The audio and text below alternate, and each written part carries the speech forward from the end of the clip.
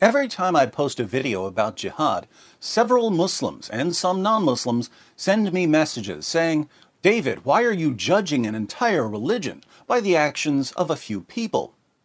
These messages are confusing because nowhere have I ever said, "Look, some Muslims carried out a terrorist attack, therefore Islam promotes terrorism." Instead, I go through Islam's most trusted sources, showing that Muhammad's teachings promote jihad. So I'm not judging Islam by the actions of a few Muslims, I'm explaining what it teaches. I can only assume that the people who tell me not to judge an entire religion by the actions of a few aren't saying this because they've thought carefully about any points I've made. They're saying it because this is just what they've been trained to say whenever someone criticizes Islam. There's no actual thought involved. It's now an automated response. But since I'm getting bored pointing this out every time I talk about jihad, I decided to make a short video clearly stating my position on judging religions. My official position on judging Islam is this: we don't judge Islam based on the actions of Muslims who slaughter unbelievers in the name of Allah, or rape their female captives, or beat their wives into submission, or murder cartoonists. We don't judge Islam by ISIS, or Al-Qaeda, or the Taliban, or Boko Haram, or Al-Shabaab, or any of the other terrorist groups who want to violently subjugate the entire world to Islam. Instead, we judge Islam based on the teachings and example of Muhammad, a man who A. was convinced at one point that he was demon-possessed, B. tried repeatedly to commit suicide, C. admittedly delivered revelations from the devil, D. complained that he was a victim of a magic spell that gave him delusional thoughts and false beliefs, E. supported his religion by robbing people, F. started a war with Mecca when he had a chance to live in peace in Medina, G. had people assassinated for criticizing his religion, H. beheaded hundreds of Jews for trying to defend themselves once they realized he was eliminating them, I. ordered his followers to execute anyone who leaves his religion, J. commanded his followers to violently subjugate the entire world, K. tortured people for money, L. bought, sold, owned, and traded black African slaves, M. called Ethiopians raisin heads and claimed that Satan looks like a black man, N. had sex with a 9-year-old girl, O. had at least 9 wives at one time even though his own revelations only allowed 4, P. married the wife of his own adopted son after causing the divorce by lusting after her, Q. had sex with his slave girls, R.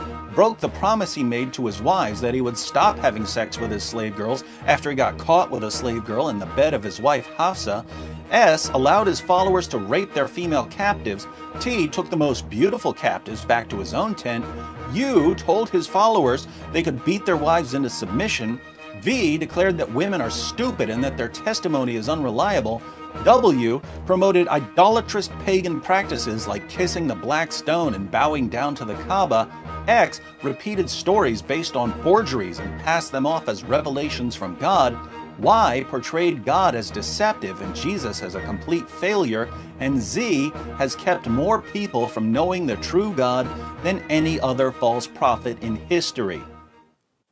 So, if we judge Islam by Muhammad, what can we conclude? Worst religion ever. But we need to be consistent here, which means that we shouldn't judge Christianity based on the actions of Christians who invented hospitals to care for the sick, invented orphanages to care for unwanted children, pioneered the Western education system by starting universities like Oxford, Cambridge, Harvard, Yale, and Princeton, led the scientific revolution, ended slavery in the West, and so on. We don't judge Christianity by all the Christians who changed the world. We judge Christianity by the teachings and example of Jesus, who A. created the universe, B. sustains the universe in existence, C. laid aside his glory so that he could enter creation as a human being to suffer for our sake, D. as to his human nature was born of a virgin, E. fulfilled dozens of Old Testament prophecies, F. miraculously fed thousands of people on more than one occasion, G. walked on water, H. could calm storms by speaking, I. healed the sick, J. cleansed the lepers, K. cast out demons, L raised the dead. M made the lame walk. N gave sight to the blind. O gave hearing to the deaf.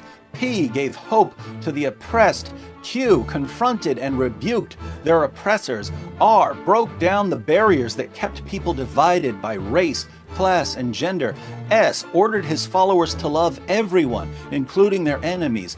T commanded his followers not to use violence in his name. U endured torture and death for our sins. V told the Father to forgive those who crucified him. W rose from the dead. X gives us his righteousness so that we can know God. Y intercedes with the Father on our behalf. And Z will eventually judge the entire world. So, if we judge Christianity by Jesus, what can we conclude? Best message ever. To all the Muslims who sent me messages pointing out that we shouldn't judge Islam by the actions of Muslims, thank you for the comments. I agree with you completely. We don't judge religions by their adherents. We judge religions by their central figures and teachings. But now that we've judged Islam and Christianity by the teachings and example of Muhammad and Jesus, respectively, how's that working out for you?